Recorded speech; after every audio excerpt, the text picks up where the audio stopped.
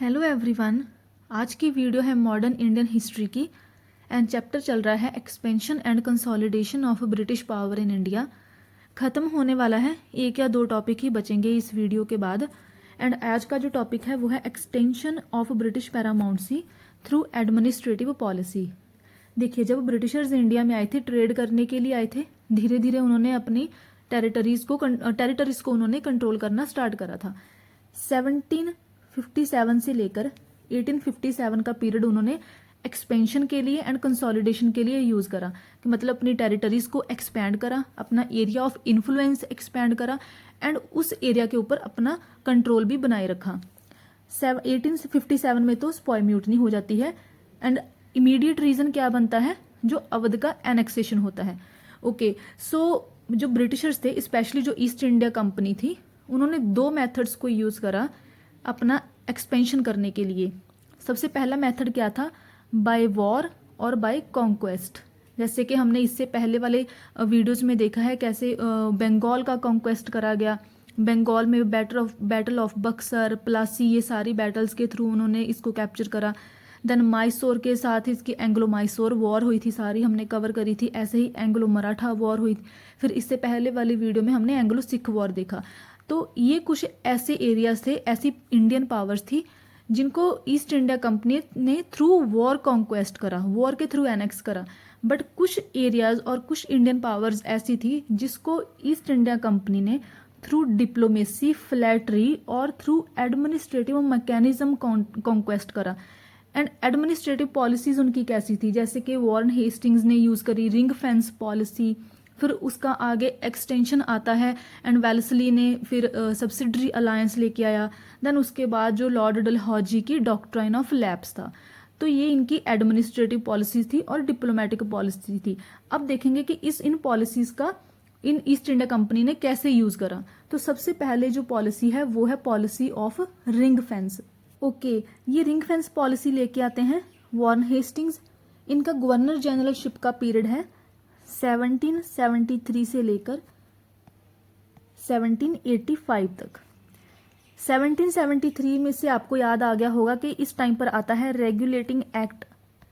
इसी एक्ट की वजह से जो बंगाल का गवर्नर है वो बन जाता है गवर्नर जनरल ऑफ बंगाल। तो स्टेटस का अपग्रेडेशन हुआ है। इसी वजह से जो वॉरेन हेस्टिंग्स हैं वो लास्ट गवर्नर रहते हैं बंगाल के एंड ये फर्स्ट गवर्नर जनरल भी होते हैं बंगाल के, क्योंकि इन्हीं का ही तो स्टेटस अपग्रेड करा गया है ना, स्टेटस रेज करा गया है। तो जब ये वॉरेन हेस्टिंग्स बंगाल के गवर्नर जनरल बनते हैं, इनके टाइम पर देखिए एक तो फर्स्ट एंग्लो मराठा वॉर भी हो चुकी होती है, मराठास के साथ भी ब्रिटिशर्स की वॉर चल रही होती है। ऐसे ही इनकी at the same time Mysore के साथ भी इनकी वॉर चल रही होती है। और इसके टाइम पर first Anglo Maratha war and second Anglo Mysore war होती है। तो इट मीन्स अभी तक जो ईस्ट इंडिया कंपनी है उसको remaining Maratha powers, Mysore power, इन सबसे डील करना है। तो वॉरेन हेस्टिंग्स ये जो रिंग फेंस पॉलिसी लेके आते हैं वो इसी वजह से ही लेके आते हैं कि हमें अभी जो रिमेनिंग मराठा पावर है, मैसूर के कुछ रूलर्स हैं और जो हैदराबाद के जो निज़ाम हैं कुछ अभी जो रहते हैं, इनसे हमें अभी भी डील करना है। एंड इनके साथ कुछ हद तक हम वॉर से डील नहीं कर सकते हैं, हमें डिप्लोमेटिक पॉलिसी लेके आनी होगी। और ये डिप्लोमेटिक पॉलिसी क्या होती है कि हम बफर जोन क्रिएट करेंगे। और ये बफर जोन कैसे होंगे कि अपनी टेरिटरी को बचाने के लिए हमने जो नेबरिंग इंडियन स्टेट है या फिर जो नेबरिंग इंडियन प्रोविंस है उसके फ्रंटियर को या फिर उसके बॉर्डर को हमने प्रोटेक्ट करना है। तो ये रिंग फेंस सिस्टम क्या कहता है कि कंपनी अपनी टेरिटरीज को प्रोटेक्ट करेगी। कैसे? By defending their neighbours border but at the neighbours expense. उस नेबर का ही खर्चा होगा, उस इंडियन रूलर का ही खर्चा होगा जिसके हम बॉर्डर्स को प्रोटेक्ट कर रहे हैं, बट उसको प्रोटेक्ट करके हम अपनी टेरिटरी को, अपने एरिया को बचा रहे हैं। देखिए क्या हुआ था, जब इनिशियली ईस्ट इंडिया कंपनी आई थी तो उसके पास उतने ज़्यादा कंट्रोल नहीं था, उतने ज़्यादा एरियाज और टेरिटरीज नहीं थी इंडिया की। इनिशियली ऐसे बैटल ऑफ प्लासी होती है, बक्सर होती है, तो स्टार्टिंग में इनके पास जो मेन इनका जो प्लेस आता है, इनके पास जो मेन टेरिटरी रहती है वो बंगाल की ही रहती है। एंड मोस्टली जो कोस्टल एरियाज रहते हैं इंडिया के उस टाइम पर, उन्हीं कोस्टल एरिया तक ही इनका जो इन्फ्लुएंस सीमित था। अब देखिए इनका मेन पर्पस क्या रहेगा कि हमें बंगाल को प्रोटेक्ट करना है। अच्छा देखिए, इनके पास जो दीवानी राइट्स आते हैं वो किसके आते हैं? बंगाल बिहार एंड ओडिशा के। उस टाइम पर ओडिशा होता था, तो ओडिशा का जो ये जो नॉर्दर्न सिरकारिस का एरिया है उस टाइम पर, ये ओडिशा का ही एरिया है जिसको आज के टाइम पर हम ओडिशा बोलते हैं। तो ब्रिटिशर्स के पास मेनली क्या था, बंगाल, बिहार एंड ओडिशा, और जिसको हम नॉर्दर्न सिरकारिस का एरिया भी बोलते हैं। नॉर्दर्न सिरकारिस इन्होंने लिया था लीज पर निजाम ऑफ हैदराबाद से। एंड अगर हम नॉर्दर्न इंडिया की बात करें तो यहाँ पर भी ईस्ट इंडिया कंपनी का अभी तक कोई इन्फ्लुएंस नहीं है। एक साइड तो है देखिए मराठाज, यहाँ पर है मुगल्स। मराठाज से भी इन्होंने बंगाल को प्रोटेक्ट करना है, और जो मराठाज हैं ये मुगल्स के अगेंस्ट भी रिवोल्ट करने के लिए रेडी रहते हैं। उसके आगे है सिख, दैट इज पंजाब का एरिया, यहाँ से भी इनका अभी तक यहाँ पर भी कोई इन्फ्लुएंस नहीं है। तो उसके आगे है अफगान्स, इनको डर रहता है कि अफगान्स भी और मराठास भी इनकी टेरिटरीज को इन्वेड कर सकते हैं। इनको पता है कि पहले अफगान इन्वेजन्स हो चुकी हैं। सो ये क्या करते हैं, ये एक पॉलिसी लेके आते हैं कि ऐसा करते हैं, हम जो हमारे पास जो अवध का एरिया है हम उसको प्रोटेक्ट करते हैं, उसके फ्रंटियर्स और बॉर्डर्स को प्रोटेक्ट करते हैं, तो हमारा बंगाल ऑटोमेटिकली प्रोटेक्ट हो जाएगा। क्योंकि अगर अफगान्स भी आते हैं और इस साइड से मराठास भी आते हैं तो इनके पास एक बफर एरिया रहेगा। ये बफर एरिया पहले फाइट करेगा, यहाँ पर पहले फाइट होगी। कंपनी क्या करेगी, ईस्ट इंडिया कंपनी जस्ट यहां से अपनी आर्मी को प्रोवाइड करेगी अवध के रूलर को, बट इस आर्मी का एक्सपेंस कौन उठाएगा, इसका खर्चा कौन उठाएगा, सेम अवध का ही रूलर। तो ये है रिंग फेंस पॉलिसी, जिसमें एक इंडियन प्रोविंस को एक बफर जोन बना दिया जाता है। उसी बफर जोन में ही अगर कोई वॉर होगी, अगर कोई फाइट होगी, एक्सटर्नल इंट्रूजन होगी, सारा कुछ वहीं पर होगा, बट उसके साथ वाली जो कंपनी की टेरिटरी होगी वो बची रहेगी। ऐसे ही ये लोग नॉर्दर्न सिरकारिस, दैट इज ओडिशा वाला एरिया भी यूज करते हैं मराठास के अगेंस्ट भी। और जो ये जो एरिया है ऑलरेडी मैंने आपको बताया कि निजाम ऑफ हैदराबाद से इन्होंने लिया था, तो निजाम ऑफ हैदराबाद के साथ भी इनकी एक तरह से नॉट रिंग फेंस बट इनकी एक स्ट्रेटेजिक अलायंस रहती है कि ये लोग फिर सदर्न साइड का एरिया जो होगा उसमें भी अपना इन्फ्लुएंस बनाए रखेंगे। अगर आगे मैसूर है तो इनसे भी इनको एक तरह से प्रोटेक्शन मिलती रहेगी। सो ये तो था ओवरऑल रिंग फेंस पॉलिसी का। इसी पॉलिसी को ही देखिए आगे फिर जो लॉर्ड वेलेस्ली होता है इसको एक्सटेंड करता है, इसकी एक एक्सटेंशन लेके आता है। वो क्या होती है, सब्सिडरी अलायंस। अच्छा, सब्सिडरी अलायंस में भी आर्मी प्रोवाइड करी जाती है एंड रिंग फेंस में भी आर्मी प्रोवाइड करी जा रही है। तो डिफरेंस कहां पर आया, डिफरेंस ये है कि यहाँ पर जो रिंग फेंस पॉलिसी है यहाँ पर अभी तक आर्मी को परमानेंटली स्टेशन नहीं करा जा रहा है। जब जरूरत पड़ रही है, फॉर एग्जाम्पल अगर अफगान्स ने इस अवध वाले एरिया की साइड से यहाँ पर अटैक हुआ तो यहाँ पर ऑलरेडी आर्मी अवेलेबल नहीं है, परमानेंटली स्टेशनड नहीं है। जब अटैक होगा तब ईस्ट इंडिया कंपनी यहाँ से आर्मी प्रोवाइड करेगी, that is on need basis. जब जरूरत होगी तब आर्मी प्रोवाइड कर दी जाएगी। बट सब्सिडरी अलायंस में क्या था कि यहाँ पर जो इंडियन रूलर था उसकी टेरिटरी में परमानेंटली ही जो ईस्ट इंडिया कंपनी थी उसकी आर्मी को स्टेशन कर दिया जाता था। परमानेंटली वहां पर आर्मी इंस्टॉल्ड रहती थी, प्लेस्ड रहती थी।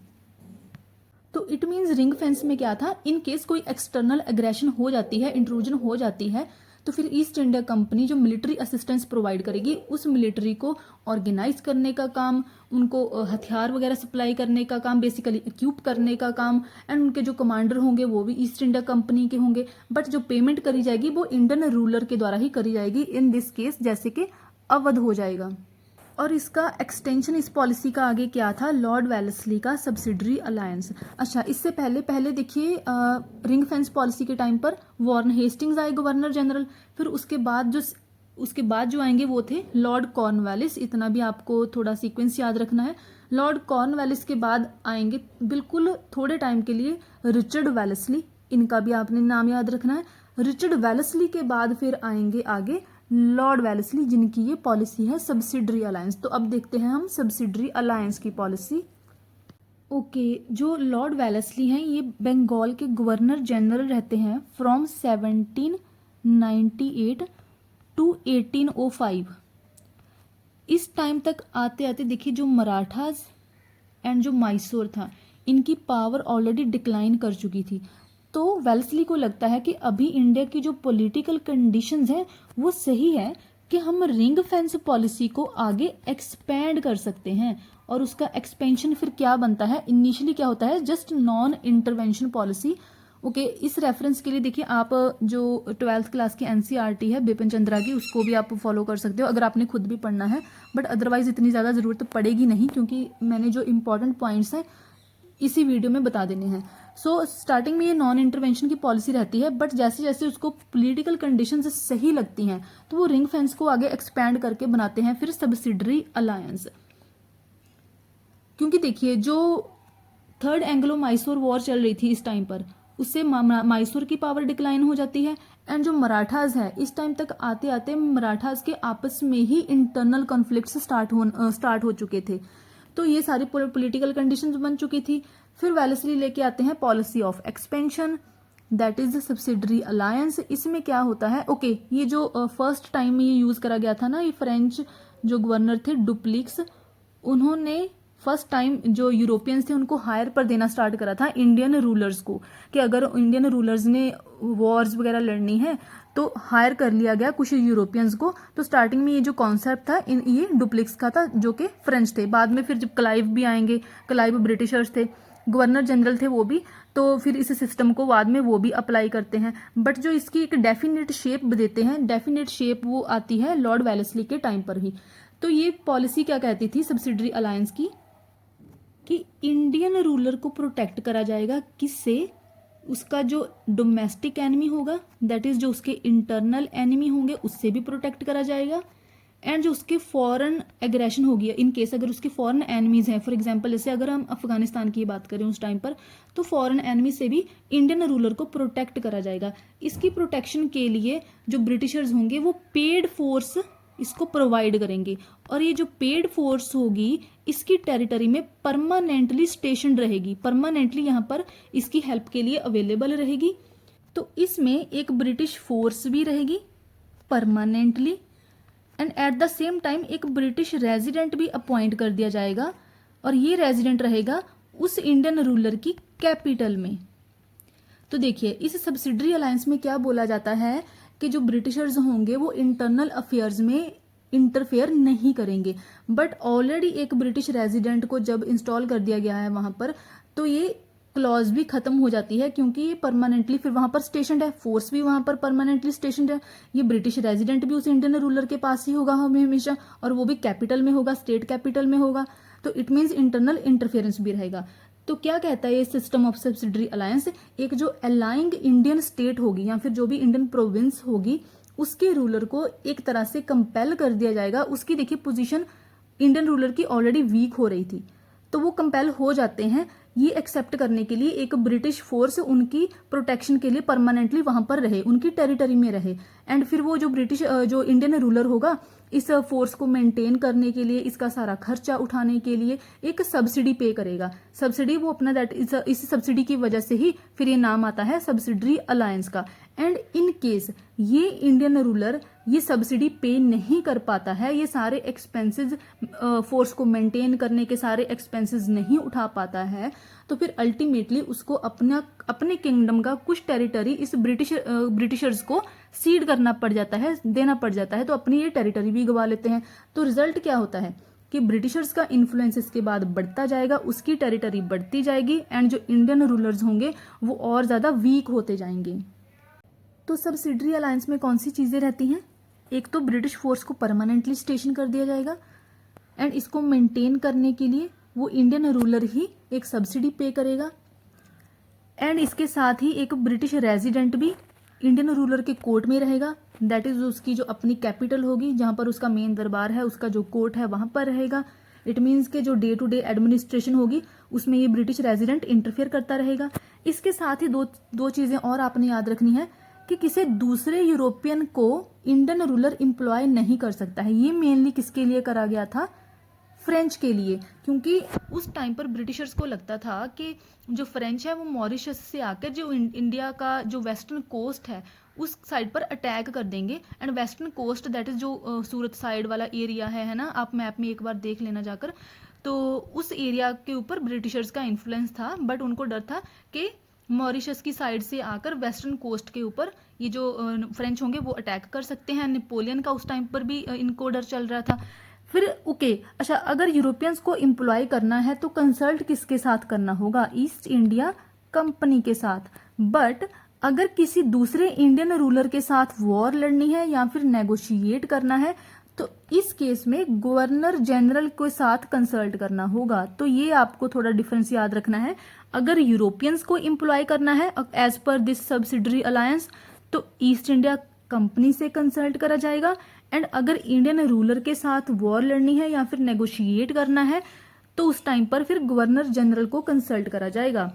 इन दोनों की कंसल्टेशन के बिना ये चीजें इंडियन रूलर नहीं कर पाएगा। तो ये तो था सब्सिडरी अलायंस।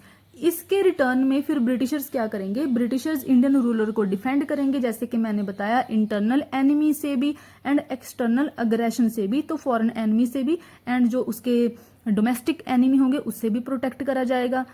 इसके साथ ही उन्होंने बोला कि नॉन इंटरफेरेंस रहेगी इंटरनल मैटर्स में, जो कि ऑब्वियसली नहीं होता है क्योंकि ये जो ब्रिटिश रेजिडेंट होगा वो इंटरफेयर करता रहेगा।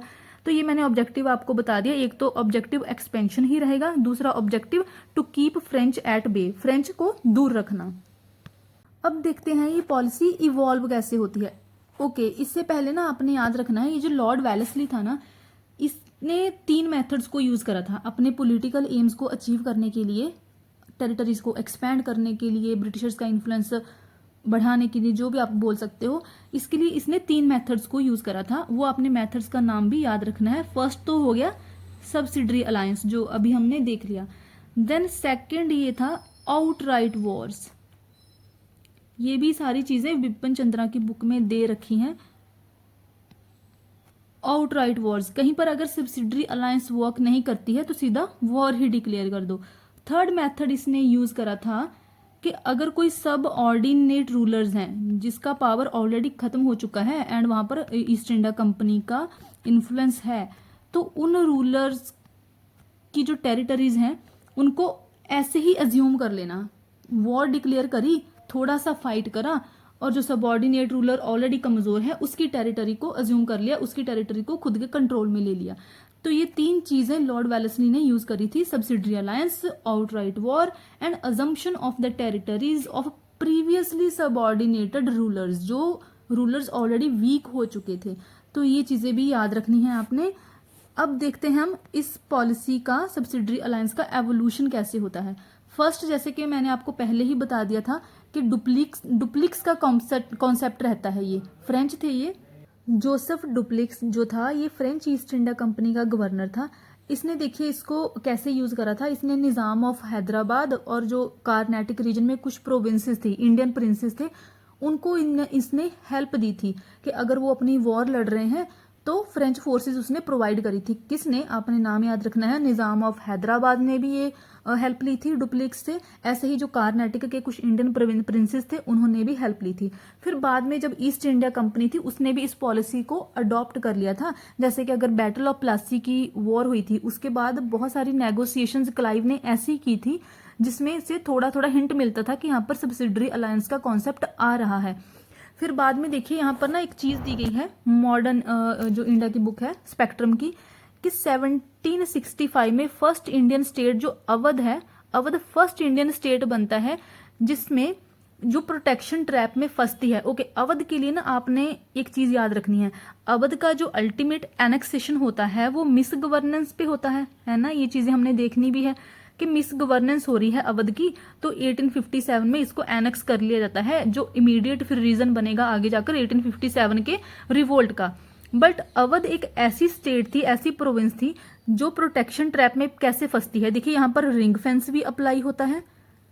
यहाँ पर जो प्रोटेक्शन ट्रैप की लाइन लिखी गई है 1765 में अवध को प्रोटेक्शन देते हैं ब्रिटिशर्स कि नवाब वुड डिफ्रे द एक्सपेंसेस। उस प्रोटेक्शन के जो एक्सपेंसेस होंगे वो नवाब ही उठाएगा, है ना। तो ये क्या बनता है, ये बनता है आगे रिंग फेंस। फिर इसके ऊपर अवध के ऊपर सब्सिडरी अलायंस भी अप्लाई होता है। फिर इसके ऊपर देखिए डॉक्ट्राइन ऑफ लैप्स भी अप्लाई होगा। बट अल्टीमेटली इसको कंट्रोल कैसे करा जाता है, एनेक्स कैसे करा जाता है, मिस गवर्नेंस के बेसिस पर। तो अगर क्वेश्चन आता है क्या अवध के ऊपर रिंग फेंस अप्लाई होता है, तो यस, सब्सिडरी अलायंस भी अप्लाई होता है इसके ऊपर। इसके ऊपर डॉक्ट्राइन ऑफ लैप्स भी अप्लाई करा जाता है, बट अल्टीमेटली ये जो कैप्चर करा जाता है वो मिस गवर्नेंस के ऊपर ही इसको कंट्रोल करा जाता है। फिर उसके बाद देखिए यहाँ पर एक और चीज स्पेक्ट्रम में दी गई है कि 1787 में देखिए एवोल्यूशन बताया जा रहा है ना, तो एवोल्यूशन स्टार्ट कहाँ से हुआ था, सब्सिडरी अलायंस का रिंग फेंस से वो स्टार्ट हो गया, फिर अवध से कि नवाब सारे खर्चे उठाएगा। फिर उसके बाद जो फॉरेनर रिलेशन को भी प्रोहिबिट कर दिया जाता है, ये भी सब्सिडरी अलायंस का ही पार्ट था। ये फर्स्ट टाइम कहाँ पर होता है, ये नवाब ऑफ कार्नेटिक भी, नवाब ऑफ कार्नेटिक इसका एग्जाम्पल बनता है। यहाँ पर बस बताया गया है कि कैसे छोटी छोटी चीजें जैसे कि फॉरेन रिलेशन को बंद करना, नवाब खर्चे उठाएगा, ये छोटी छोटी चीजें कैसे स्टार्ट होती हैं एंड अल्टीमेटली बन जाता है सब्सिडरी अलायंस। फिर जैसे टेरिटरी का सरेंडर कर देना, ये फिर रूल लेके आता है वेल्सली। अब जो सब्सिडरी अलायंस है उसकी भी कुछ स्टेजेस रहती हैं, 4 स्टेजेस में ये वर्क करता है। तो वो 4 स्टेजेस अभी देखते हैं हम। पहली स्टेज रहती है फ्रेंडली हेल्प की। कुछ ऐसी इंडियन स्टेट्स जिसके ब्रिटिश ईस्ट इंडिया कंपनी के साथ फ्रेंडली रिलेशंस हैं, उस स्टेट को फिर जो ब्रिटिशर्स होंगे वो हेल्प प्रोवाइड करेंगे अगर उस प्रोविंस का और उस स्टेट का किसी के साथ वॉर होता है या फिर कोई फाइट होता है। इट मीन्स अभी तक जो ईस्ट इंडिया कंपनी है वो डायरेक्टली इन्वॉल्व नहीं हो रही है, यहाँ पर जस्ट क्या हो रहा है, मिलिट्री असिस्टेंस दिया जा रहा है। यहाँ से स्टार्ट हो रही हैं चीजें, बट किसको दिया जा रहा है मिलिट्री असिस्टेंस, ऐसी इंडियन स्टेट जिसके साथ ईस्ट इंडिया कंपनी के फ्रेंडली रिलेशन है एंड वो खुद ही जो स्टेट है वो खुद किसी के साथ फाइट में या फिर वॉर में इन्वॉल्व हो चुकी है। अब देन आती है फिर सेकंड स्टेज। फर्स्ट क्या थी, मिलिट्री असिस्टेंस की या फिर फ्रेंडली हेल्प की। सेकंड स्टेज आती है जब कंपनी के एंड जो ईस्ट इंडिया कंपनी के एंड स्टेट के जो इंडियन स्टेट है उनके सोल्जर्स आपस में मिलकर फाइट करते हैं। तो सेकंड स्टेट को आप क्या बोल सकते हो, ज्वाइंट मिलिट्री ऑपरेशंस। तो ये आपने नाम भी याद रखने हैं। फर्स्ट स्टेज क्या है, मिलिट्री असिस्टेंस की, यहाँ पर जस्ट असिस्टेंस प्रोवाइड करी जा रही है। सेकंड स्टेज आ जाती है कि जब ईस्ट इंडिया कंपनी का और जो इंडियन स्टेट है उसका कोई शेयर्ड एम है। सपोज एक ही एनिमी है, ईस्ट इंडिया कंपनी का भी और इंडियन रूलर का भी कोई एक ही एनिमी है, से मराठा एक एनिमी है, तो दोनों ही अब इसके अगेंस्ट फाइट लड़ना चाहते हैं। तो क्या होगा, कंपनी के एंड जो इंडियन स्टेट है उन दोनों के सोल्जर्स आपस में मिल जाएंगे। तो यहाँ पर क्या होगा, फिर ज्वाइंट मिलिट्री ऑपरेशंस स्टार्ट हो जाएंगे। यहाँ पर देखिए अभी लेकिन क्या हो रहा है, यहाँ पर जस्ट मैन का एक्सचेंज हो रहा है, बट थर्ड स्टेज क्या आ जाएगी, जब मैन का नहीं मनी का एक्सचेंज होगा। थर्ड स्टेज को आप क्या बोलेंगे, फाइनेंशियल सपोर्ट की स्टेज। यहां पर क्या हो रहा है कि अब धीरे धीरे ना कंपनी कंट्रोल ले रही है। अब इंडियन एलाई को, जो उसकी फ्रेंडली स्टेट थी इनिशियली, उसको अब बोला जा रहा है कि ऐसा करो, पहले हम आपस में हमारे जो सोल्जर्स थे वो मिलकर लड़ रहे थे, अब आप ऐसा करो कि आप हमें सोल्जर्स प्रोवाइड मत करो, not for man but for money, हमें आप मनी ही दे दो। तो अल्टीमेटली कंपनी ही सारे काम कर लेगी, सोल्जर्स को रिक्रूट करने का भी काम, उनको ट्रेन करने का भी काम, उनकी जो सैलरी वगैरह है उसको मेंटेन करना है, सारे काम ब्रिटिश ऑफिसर्स ही कर लेंगे, सारे काम कंपनी ही कर लेगी। यहाँ पर अब इंडियन रूलर का कोई भी रोल नहीं रह जाएगा। इंडियन रूलर का जस्ट क्या रोल होगा, एक मनी प्रोवाइड करना ही, और अल्टीमेटली फिर कंपनी जो होगी इंडियन रूलर को प्रोटेक्शन प्रोवाइड करेगी। तो ये कौन सी स्टेज हो जाएगी, ये हो जाएगी फाइनेंशियल सपोर्ट की। पहली कौन सी थी, मिलिट्री असिस्टेंस की। देन सेकंड स्टेज आती है ज्वाइंट मिलिट्री ऑपरेशंस की, आपस में मिलकर। देन थर्ड स्टेज आती है फाइनेंशियल सपोर्ट की। देन जो फोर्थ और लास्ट स्टेज आती है, ये आती है टेरिटोरियल एक्विजिशन की। तो ये चारों स्टेजेस को आपने याद रखना है। फोर्थ स्टेज और लास्ट स्टेज में फिर क्या करा जाता है कि जैसे देखिए अभी थर्ड स्टेज में मनी प्रोवाइड करी जा रही थी, है ना, तो ये मनी ऑर्बिट्रेरी रहती है, कभी भी फिक्स नहीं रहती थी। बट अल्टीमेटली क्या होगा, फोर्थ स्टेज में एक फिक्स्ड अमाउंट रख दी जाएगी कि इतनी ही आपने प्रोटेक्शन, जो हमें फी है वो देनी है। इंडियन रूलर एक फिक्स्ड अमाउंट देगा ब्रिटिश ईस्ट इंडिया कंपनी को, एंड इन केस, क्योंकि ऑलरेडी ये लोग जो इंडियन रूलर है वो वीक पड़ रहे हैं, उनका इन्फ्लुएंस कम हो रहा है, तो अगर ये स्टेट पे नहीं कर पाती है तो उसको अल्टीमेटली क्या देना होगा, अपनी टेरिटरी देनी होगी। तो यहाँ पर इंटरफेरेंस भी स्टार्ट हो जाएगा, क्योंकि फोर्थ स्टेज में देखिए जो ब्रिटिश रेजिडेंट का मैंने आपको बताया था ये फोर्थ स्टेज में आएगा, क्योंकि यहाँ पर अल्टीमेट कंट्रोल हो गया है। अभी टेरिटरी भी सीड कर दी जा रही है ईस्ट इंडिया कंपनी को, तो ब्रिटिश रेजिडेंट भी रहेगा स्टेट की कैपिटल में और जो रूलर होगा उसके कोर्ट में, ये जो रेजिडेंट होगा। फिर आगे इसका काम रह जाएगा कि हमने ईस्ट इंडिया कंपनी ने जो फोर्थ स्टेज तक का काम था वो कर दिया है, आगे फिर इस चीज को प्रोसेस को मतलब अपने इन्फ्लुएंस को एक्सपैंड करने का काम फिर किसका रह जाएगा, इस ब्रिटिश रेजिडेंट का ही। वो प्रोसेस को तेज करेगा, किस प्रोसेस को, एनेक्सेशन की प्रोसेस को। तो ये फोर्थ स्टेजेस थी और इसका एवोल्यूशन था। अब हम देखते हैं कि कौन कौन सी जो स्टेट थी वो इस सब्सिडरी अलायंस का पार्ट बनती हैं। सबसे पहले तो देखिए बनेगी निजाम ऑफ हैदराबाद, ये फर्स्ट बनता है हैदराबाद, निजाम ऑफ हैदराबाद 1798 में। देन उसके बाद है मैसूर, देन है तंजौर, फिर है अवध 1801 में, देन है पेशवा, अब मराठास की बारी आ जाएगी, देन है पेशवा, फिर है भोंसले, उसके बाद है Scindia and last would be Holkar. So first कौन था, निजाम ऑफ हैदराबाद, एंड लास्ट कौन था, होलकर, जो कि मराठास थे। तो ये आपने याद रखना है। ओके सो अच्छा, यहाँ पर ना एक व्यू दिया गया है, मेरे पास अभी स्पेक्ट्रम की बुक है, आप सुन लीजिएगा। सिडनी जे ओवन का है ये। कुछ व्यू देखिए इंपॉर्टेंट हो जाते हैं, ये सब्सिडरी अलायंस से रिलेटेड है। इन्होंने क्या बोला है, that Wellesley converted the British empire. देखिए अब आप अपने मेंस में भी इसको यूज कर सकते हो, बहुत सही लाइन है। एंड अगर प्रीलिम में पूछ लिया तो भी आपको नाम याद रखना होगा, सिडनी जे ओवन की लाइन है ये। इन्होंने क्या बोला कि वेल्सली ने क्या करा कि British empire in India, Wellesley ने क्या बना दिया, ब्रिटिश एम्पायर ऑफ इंडिया। कि पहले क्या था कि जैसे बहुत सारी पॉलिटिकल जो कंपनीज थी ट्रेड के लिए आती थी, जैसे पोर्चुगीज हो गए, डच हो गए, ये सारे आते थे इंडिया में ट्रेड करने के लिए, ऐसे ही ब्रिटिश भी थे। तो पहले क्या था, एक ब्रिटिश एम्पायर था या फिर ईस्ट इंडिया कंपनी थी in India like any other trading company. But बाद में वेल्सली की वजह से क्या बन जाता है, ब्रिटिश एम्पायर ऑफ इंडिया। अब ब्रिटिशर्स का ही इंडिया बन जाता है, उन्हीं का इंडिया बन जाता है।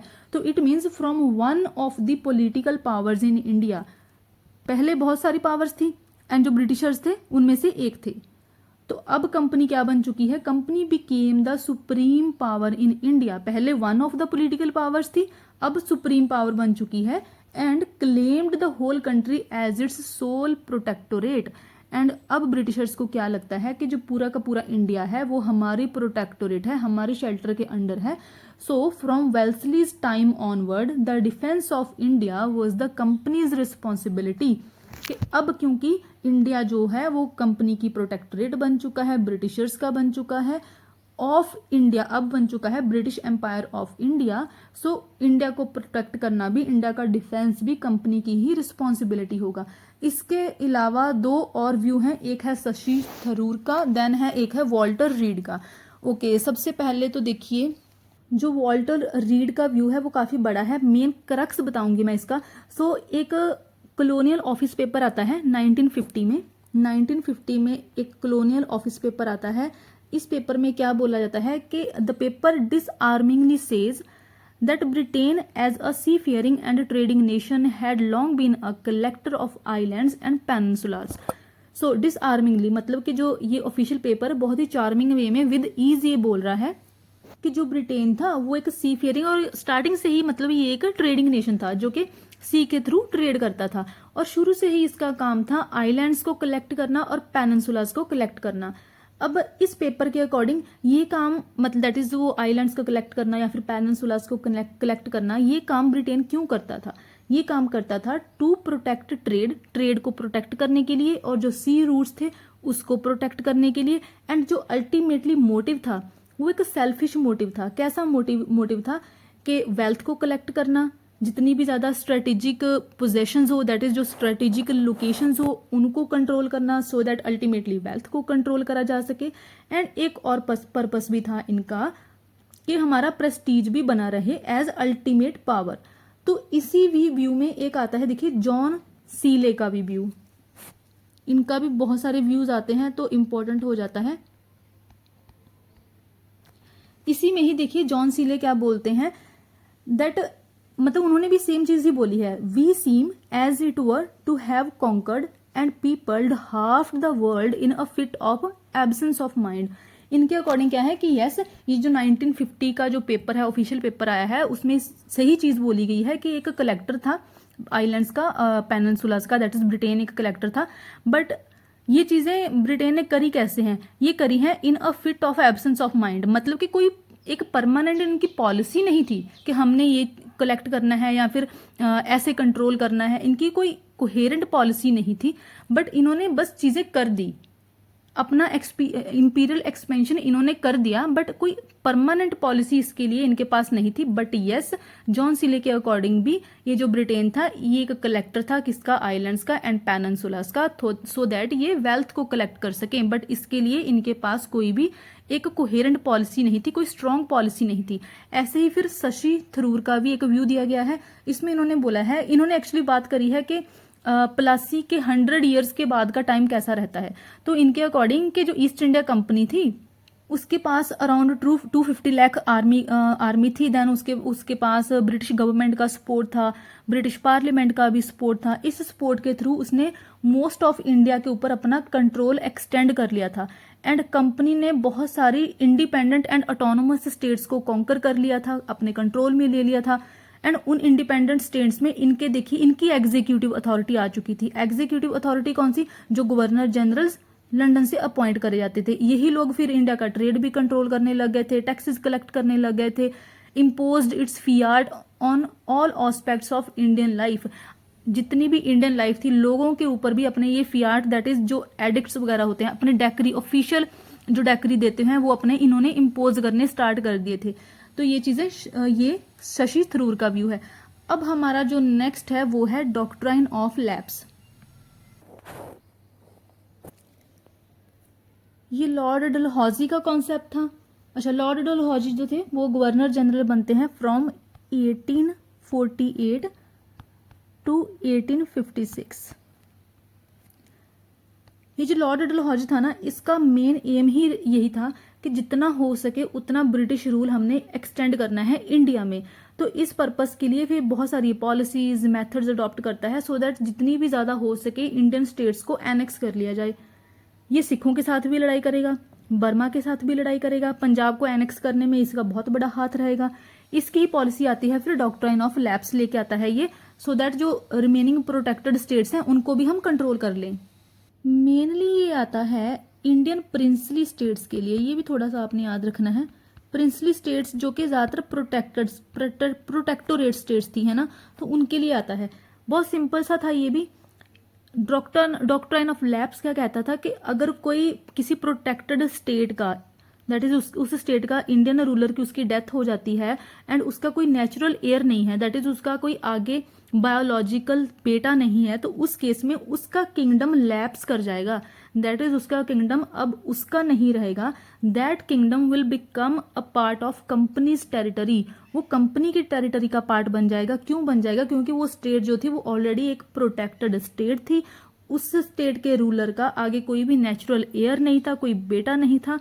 तो जो किंगडम है वो एक अडॉप्टेड चाइल्ड को नहीं दिया जा सकता। दैट इज जो अडॉप्टेड चाइल्ड होगा वो एक अल्टीमेट रूलर आगे नहीं बनेगा उस किंगडम का। अगर ईस्ट इंडिया कंपनी अलाउ करती है, दैट इज या फिर वो जो ब्रिटिश अथॉरिटीज होंगी जो कि उस टाइम पर अभी पैरामाउंट पावर बन चुकी है, अगर वो लोग अलाउ करते हैं तभी उस अडॉप्टेड चाइल्ड को उस स्टेट का किंगडम सौंपा जाएगा। अदरवाइज कंपनी उसको एनेक्स कर लेगी एंड जो अडॉप्टेड सन होगा उसका जस्ट कंट्रोल रहेगा इस इंडियन रूलर की प्राइवेट प्रॉपर्टी के ऊपर।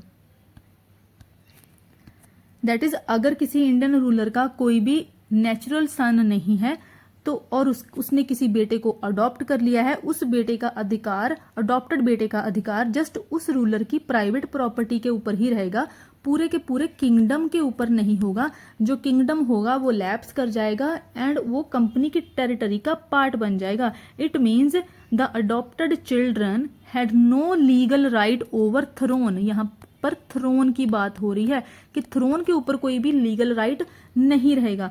अब इसका बेसिस क्या माना जाता है, कुछ Hindu laws and Indian customs को इसका बेसिस माना जाता है इस डॉक्ट्राइन ऑफ लैप्स का, क्योंकि ये लॉर्ड डलहौजी का ओरिजिनल कॉन्सेप्ट नहीं था। इसने इसको बहुत एक्सटेंसिवली यूज करा, क्योंकि इसके टाइम पर क्या हो रहा था कि बहुत सारे किंगडम्स ऐसे थे जिनके रूलर के पास कोई भी नेचुरल एयर नहीं था, जिसकी वजह से फिर बहुत सारे रूलर्स के अडॉप्टेड बेटे थे, एंड ये इस डॉक्ट्राइन ऑफ लैप्स को अप्लाई कर पा रहा था, क्योंकि इसके टाइम पर ऐसा ज्यादा हो रहा था। बट ये ओरिजिनल इसको ओरिजिनेटर नहीं माना जाता है। ऐसा कहा जाता है कि कुछ हिंदू ट्रेडिशंस में और इंडियन कस्टम्स में इसका यूज आया है, जैसे कि महाराजा रणजीत सिंह की एग्जांपल दी जाती है कि उसने कुछ फ्यूडिटरी प्रिंसिपैलिटीज को ऐसे ही कंट्रोल कर लिया था। ऐसे ही कंपनी का भी एग्जांपल दिया गया है स्पेक्ट्रम में कि 1820 में कुछ सिस सतलुज स्टेट्स ऐसी थी जिनके रूलर्स के पास आगे उनके बेटे नहीं थे, तो उनको कंपनी ने फिर कंट्रोल कर लिया था। ऐसे ही महाराजा रणजीत सिंह की एग्जांपल दी गई।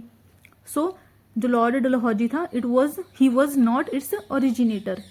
अब आपने उन स्टेट्स के नाम भी याद रखने हैं, सीक्वेंस आ जाता है। देखिए आपको सारे नाम पता होना चाहिए कि फर्स्ट स्टेट कौन सी बनी जो लैप्स कर गई। सो सबसे पहले देखिए है सतारा, ये बहुत बार पूछा जाता है। झांसी का तो सबको पता ही होता है, सतारा का भी आपने याद रखना है, इंपॉर्टेंट है। 1848 में ये सबसे पहले लैप्स कर जाती है। यहां पर देखिए किंग थे एक अप्पा साहेब, जब इनकी डेथ हो जाती है तो उसके बाद इनका कोई भी नेचुरल एयर नहीं होता है, इनका कोई बेटा नहीं होता है। ये एक बेटा अडॉप्ट करते हैं, बट क्योंकि कंपनी की परमिशन नहीं दी जाती है तो सतारा जो होगा वो लैप्स कर जाएगा। सतारा के बाद आगे फिर देखिए जैतपुर, ये सारे अब आपने प्लीज नाम याद रख लें। ये 1849 में है। देन है संबलपुर, ये भी 1849 में है। जैतपुर एंड संबलपुर ये दोनों ही 1849 में है। देन उसके बाद है उदयपुर, ये 1852 में है। देन आता है झांसी, झांसी 1853 में था। तो सतारा सबसे पहला था 1848 में, झांसी आता है 1853 में। देन आता है नागपुर 1854 में। देन है तंजौर, तंजौर एंड कार्नाटिक ये दोनों ही 1855 में है। एंड देन लास्ट है हमारा अवध 1856 में। तो देखिए अवध के ऊपर डॉक्ट्राइन ऑफ लैप्स भी अप्लाई होता है। तो तीनों ही अवध के ऊपर अप्लाई होते हैं, बट अल्टीमेटली जो अवध का कंट्रोल होता है वो मिस गवर्नेंस के ऊपर होता है। तो ये सारी चीजें भी आपने याद रखनी है। अब हम देखते हैं आगे, एनेक्सेशन ऑफ अवध इंपॉर्टेंट है। ओके, सो जो अवध था ये ओल्डेस्ट स्टेट बनती है जो कि सब्सिडरी अलायंस के अंडर आती है। यहाँ पर देखिए मैंने आपको बता दिया कि मैल एडमिनिस्ट्रेशन की वजह से इसको एनेक्स कर लिया जाता है। यहाँ पर जितने भी रूलर्स रहते हैं 80 ईयर्स का स्पैन रहता है। इस 80 ईयर में जितने भी यहाँ पर रूलर्स होंगे वो भी प्रोफ्लिगेट होंगे, दैट इज वो प्रोमिस्क्यूअस जो भ्रष्ट टाइप होते हैं, और वो काफी एक्स्ट्रावेगेंट होंगे, खर्चीले होंगे, जिसकी वजह से लोग सफर करेंगे। तो अवध का अगर हम स्टार्टिंग में देखें तो ब्रिटिशर्स के कंट्रोल में कब आती है, सबसे पहले 1764 में। 1764 में कैसे, यहां पर देखिए होगा, यहां पर जो रूलर था शुजा उद दौला, शुजा उद दौला जो था वो अवध का नवाब था। एक मिनट, यहां पर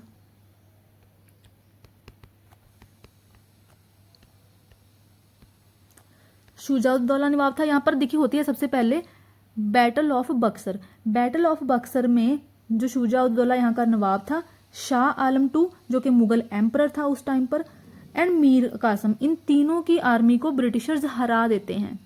बट रॉबर्ट क्लाइव डिसाइड करता है कि हम इसको एनेक्स नहीं करेंगे, दैट इज अवध को हम एनेक्स नहीं करेंगे, हम इसको as a buffer state use करेंगे। तो यहाँ पर क्या आ गया, अब रिंग फेंस की बात हो रही है।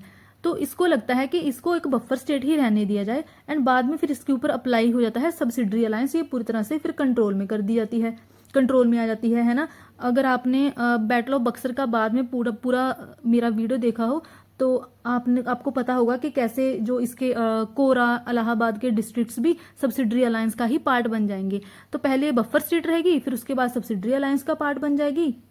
लेकिन जो शुजा-उद दौला है जो इसका नवाब था, उसको फिर से इंडिपेंडेंस चाहिए होगी, तो इंडिपेंडेंस चाहिए होगी, इसकी फिर से ब्रिटिशर्स के साथ फाइट होगी, बट ये अगेन हार जाएगा। और उसका जो आगे बेटा होगा असफ-उद दौला, देखिए आपको इनके भी नाम अब याद रखने होंगे। अब असफ-उद दौला भी ट्राई करेगा कि मैं अपनी टेरिटरी का कंट्रोल ले लूं, बट ये भी फेल हो जाता है एंड इसकी भी अब देखिए डेथ हो जाती है। फिर उसके बाद ओके गलत बोल दिया, शुजा-उद दौला की डेथ के बाद ये जो असफ-उद दौला है ये कंट्रोल करने का ट्राई तो करेगा, बट ये ऐसा कर नहीं पाता है। फ्रस्ट्रेट होके ये क्या करेगा, ये कंपनी के साथ एक डील स्ट्राइक करेगा। कंपनी क्या करेगी, इसको नवाबशिप दे देगी कि ठीक है असफ-उद दौला तुम नवाब रहो, बट जो हम अल्टीमेट पावर होगी वो कंपनी के पास ही होगी। तो कंपनी को यहाँ पर एक अपॉर्चुनिटी मिल जाती है कि हम अवध में अपनी पोजीशन को और भी ज़्यादा कंसोलिडेट करें। पहले तो ये बफर स्टेट भी थी, है ना, तो अल्टीमेटली 1801 तक ये जो अवध होगा वो एक बफर स्टेट के जैसा ही रहेगा। 1801 में क्या हो जाता है, यहाँ पर अप्लाई हो जाएगा सब्सिडरी अलायंस। और ये काम कौन करेगा आगे जाके, फिर लॉर्ड वेलेस्ली। इसके टाइम पर जो अवध का नवाब होगा वो सादत अली खान होगा। ये एक ट्रीटी साइन करेगा 1801 में, तो वो बन जाएगी सब्सिडरी अलायंस की ट्रीटी एंड ये आ जाएगा अब से सब्सिडरी अलायंस के कंट्रोल में। तो देखिए इस टाइम के बाद सब्सिडरी अलायंस के बाद जो अवध होगा उसकी टोटली इंडिपेंडेंस चली जाएगी। ये जो रूलर होगा इसके पास कोई भी पावर्स नहीं रह जाएंगी सादत अली खान के पास। तो ये रूलर इतना ज्यादा अब काम करना भी नहीं चाहेगा क्योंकि इसके पास कोई पावर्स नहीं है। तो लोग जो होंगे लोग सफर करेंगे, लोगों के ऊपर हैवी टैक्सेस इंपोज करे जाएंगे। लोगों के ऊपर टैक्सेस ज्यादा क्यों इंपोज करे जा रहे हैं, क्योंकि सब्सिडरी अलायंस साइन हुआ है ना। तो जो नवाब है उसको ज्यादा से ज्यादा पैसा चाहिए सो दैट वो ब्रिटिशर्स को पे कर पाए, और वो पैसा कहाँ से लेगा, लोगों से लेगा। और ऐसे ही फिर देखिए यहाँ पर जो नवाब है उसकी ट्रेजरी में भी बैंकरप्सी होने लग जाएगी। कैसे होने लग जाएगी, क्योंकि जो ब्रिटिश गवर्नमेंट होगी वो सब्सिडरी ट्रूप्स की मेंटेनेंस के लिए हाई चार्जेस रियलाइज करती रहेगी, हाई चार्जेस इंपोज करती रहेगी। क्योंकि देखिए जब ये सब्सिडरी अलायंस स्टार्टिंग में आता है तो ये जितने भी चार्जेस होते हैं, अमाउंट होते हैं, वो ऑर्बिट्रेरी रहते हैं, कभी भी फिक्स नहीं रहते अनटिल और अनलेस फोर्थ और लास्ट स्टेज ना आ जाए जब टेरिटरी सीड कर दी जाती थी। तो यहाँ पर ये लोग सफर कर रहे हैं अभी। फिर उसके बाद देखिए स्पेक्ट्रम में 3 नाम दिए गए हैं, लॉर्ड हेस्टिंग्स का भी, लॉर्ड आर्महर्स्ट का भी एंड लॉर्ड विलियम का भी। इन तीनों ने भी जो अवध है इस स्टेट को बहुत लूटा, और जितना भी पैसा लूटा गया वो कुछ भी अवध अफेयर्स के लिए, अवध के जितने भी अफेयर्स थे उसके लिए यूज नहीं करा गया। इन्होंने खुद ही वो पैसा लूटकर खुद के पास ही रखा। फिर उसके बाद देखिए जब लॉर्ड डलहौजी आता है, अब देखिए लैप्स की भी बात आ जाएगी ना, इसमें सब्सिडरी अलायंस की बात होगी, अब इसमें डॉक्ट्राइन ऑफ लैप्स की भी बात आएगी। सो अब लॉर्ड डलहौजी जब आ जाएगा तो वो क्या करता है, अच्छा 1848 में लॉर्ड डलहौजी आ गया। सबसे पहले वो देखिए स्लीमैन, अब क्या होता था कि एक रेजिडेंट अपॉइंट कर दिया जाता था। सब्सिडरी अलायंस के बाद कॉलोनल स्लीमैन जो होगा वो अवध में एक रेजिडेंट होगा। तो लॉर्ड डलहौजी इसको बोलेगा कि आप एक्चुअल सिचुएशन जो है अवध की उसको इंस्पेक्ट करो, उसका पर्सनल इंस्पेक्शन करो और एक रिपोर्ट सबमिट करो। इस रिपोर्ट में ये स्लीमैन बोलता है कि बहुत अनार्किकल सिचुएशन है, स्टेट की पोजीशन बहुत खराब है। फिर उसके बाद एक और आएगा, वो होगा आउटराम भी सेम ही रिपोर्ट देगा, दैट इज अपना जो इसका प्रेडिसेसर था स्लीमैन, सेम ही उसी के जैसी ही रिपोर्ट देता है कि देखिए जो अवध की सिचुएशन है वो बहुत खराब है, अनार्किकल सिचुएशन है। तो रिपोर्ट क्या आती है, रिपोर्ट में आता है कि यहाँ पर मिस गवर्नेंस हो रहा है, लेकिन अभी तक एनेक्सेशन को रिकमेंड नहीं करा जाता है। और लॉर्ड डलहौजी भी अभी तक एक्सट्रीम स्टेप नहीं लेना चाहता था, दैट इज अवध को एनेक्स नहीं करना चाहता था। बट क्योंकि ब्रिटिश एडमिनिस्ट्रेशन ऐसा बोल रही थी, जो कोर्ट ऑफ डायरेक्टर्स होते थे कंपनी के, है ना, ये सब चीजें हमने सारी पॉलिटी में पढ़ी हुई हैं। तो कोर्ट ऑफ डायरेक्टर्स ऑर्डर देते हैं कि दैट अवध को एनेक्स कर लिया जाए एंड जो थ्रोन है उसको एबॉलिश कर दिया जाए। तो यहाँ पर जो लास्ट नवाब रहता है वाजिद अली शाह, इसको डिपोज कर दिया जाता है, इसको हटा दिया जाता है, एग्जाइल करके इसको कैलकटा भेज दिया जाता है एंड मिस गवर्नेंस के बेसिस पर अवध को फिर एनेक्स कर लिया जाता है। बाद में फिर इसका प्राइस, क्योंकि अब अवध भी एनेक्स हो चुका है, इसका प्राइस फिर ब्रिटिशर्स को कैसे पे करना पड़ता है, विद स्पॉयम्यूटिंग, जो कि 1857 का रिवोल्ट होता है। सो आप बोल सकते हो ये जो लॉर्ड डलहौजी था 1848 से 1856 तक था, तो इसने जो ब्रिटिश एक्सपेंशनिज्म था, जो ब्रिटिश की एक्सपेंशनिज्म इंपीरियलिस्ट पॉलिसी थी, उसको कंप्लीट कर दिया था, जो कि स्टार्ट कहाँ से हुई थी, 1757 बैटल ऑफ प्लासी से हमने देखा था ना कि इनका जो मेन एक्सपेंशन का पीरियड था वो था 1757 से लेकर 1856 तक, बेसिकली 1857 तक, क्योंकि 1857 में फिर आगे जाके रिवोल्ट होगा। तो यहाँ पर इनकी एक्सपेंशन की पॉलिसी जो होती है ब्रिटिशर्स की कंप्लीट हो जाएगी। फिर आगे वाली भी जो वीडियो होगी, नेक्स्ट वीडियो, उसमें हम देखेंगे relations of British India with neighbouring countries. तो यहाँ पर ये वीडियो कंप्लीट होती है। So please like, share and subscribe जरूर करें।